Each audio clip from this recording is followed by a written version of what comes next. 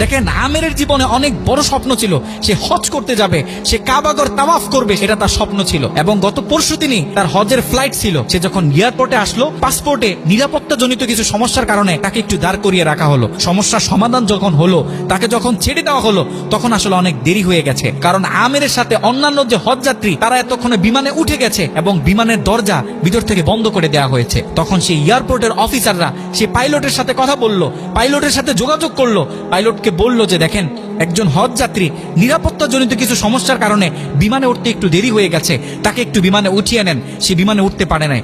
তখন পাইলট স্পষ্ট বলেছে, যেই বিমানের দরজা একবার বন্ধ হয়ে গেছে, সেই বিমানের দরজা দ্বিতীয়বার কারোর জন্য আর খোলা হবে না। কথা বলে পাইলট বিমানটা আকাশে ফ্লাই করলো। সেই অফিসাররা তখন আমেরকে বুঝাইতেছে, দেখো বিমান তো চলে গেছে, তুমি আর যেতে পারবে না, তুমি বাড়িতে চলে যাও, নেক্সট টাইমে তুমি হজে যাওয়ার জন্য ট্রাই করো। তখন সে আমাদের মুসলিম ভাই, সে হজ যাত্রী, সে কি বলেছে জানেন? সে বলেছে, আমি আমার রবের উপর পরিপূর্ণ তাকওয়া রাখলাম, আমি আমার রবের উপর পরিপূর্ণ আস্থা রাখলাম, আমি হজ করেই বাড়িতে ফিরবো, হজ না করে আমি বাড়িতে ফিরবো না।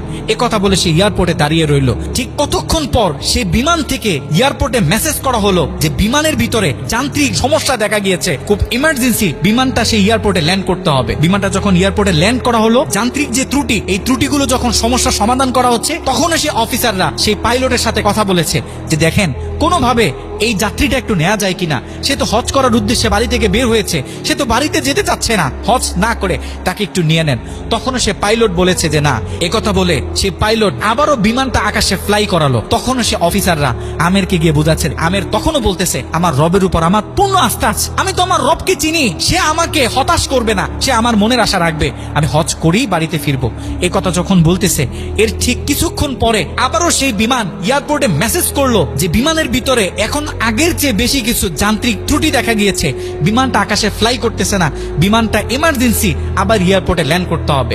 বিমানটা যখন এয়ারপোর্টে ল্যান্ড করলো, তখন সে পাইলট নিজে বিমান থেকে নেমে সে অফিসারদেরকে বলতেছে, সেই হজ যাত্রী কই, যাকে ছাড়া আমরা মক্কার উদ্দেশ্যে রওনা দিলাম, তাকে আমার হাতে তুলে দেন। আমি যতটুকু বুঝতেছি, তাকে ছাড়া এই বিমান যতবারই আমরা আকাশে ফ্লাই করব, মক্কার উদ্দেশ্যে রওনা হব, আমার মনে হয় না যে এই বিমান স্বাভাবিকভাবে মক্কাতে গিয়ে পৌঁছাবে। তখন সে পাইলট সে আমেরের হাত ধরে নিজে নিয়ে সে বিমানের ভিতরে বসিয়ে দিল।